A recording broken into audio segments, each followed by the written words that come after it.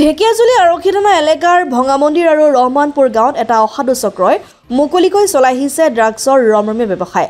ফলত ড্ৰাগছৰ প্ৰতি আসক্ত হ'বলৈ ধৰিছে যুৱ প্ৰজন্ম।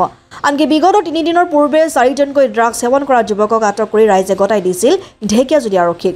যদিও ড্ৰাগছ সৰবৰাহকাৰীসকল বৰ্তমানেও মুকলি আকাশৰ তলত, ইয়াকে লৈ এতিয়া চিন্তিত হৈ পৰিছে সচেতন মহল। সেয়ে আজি ভাৰতীয় জনতা পাৰ্টি, অসম চাহ জনজাতি ছাত্ৰ সন্থা, ভঙামন্দিৰ আৰু ৰহমানপুৰ গাঁও আৰক্ষী বাহিনীৰ লগতে স্থানীয় ৰাইজে ঢেকিয়াজুলি ৰাজচক্ৰ বিষয়া আৰু ঢেকিয়াজুলি আৰক্ষী থানাৰ ভাৰপ্ৰাপ্ত বিষয়াক স্মাৰকপত্ৰ প্ৰদান কৰি ব্যৱস্থা গ্ৰহণৰ দাবী জনায়। পৰহি দিনা আমাৰ তাত এটা ঘটনা হৈছিলে। দুজন ড্ৰাগছ সেৱন কৰা দুজন ল'ৰাক ধৰিছিলে। প্ৰায় 20 আৰু 22 বছৰৰ আছিলে ল'ৰাকেইজন। তাৰপিছত তেওঁলোক যিহেতু আসক্ত আৰু তেওঁলোকৰ পৰা 0.00 সামথিং গ্ৰাম ড্ৰাগছ এৰি কৰিছিলে।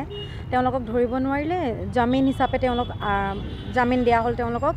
তাৰ পিছৰ দিনা সেই দুজন ল'ৰাই তেওঁলোকৰ সন্দেহ হ'ল যে কোনোবা এজনে তেওঁলোকক ড্ৰাগছ আনিবলৈ যোৱা দেখিলে আৰু পুলিচক গতাই দিলে। সেই সন্দেহকাৰীজনক মাৰপিট কৰিবলৈ গ'ল ভঙামন্দিৰ চাৰিআলিত।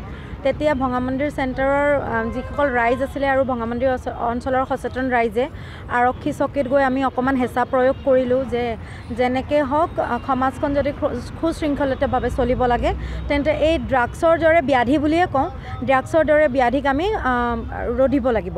আৰু আমি সকলোৱে জানো যে হিমন্ত বিশ্ব শৰ্মা ডাঙৰীয়া যেতিয়া প্ৰথম মুখ্যমন্ত্ৰী হৈছিলে, তেখেতৰ প্ৰথম চৰকাৰ গঠন কৰাৰ পিছত প্ৰথম কাৰ্য যদি কিবা কৰিছিলে ড্ৰাগছ ৰোধ কৰাকৈ কৰিছিলে।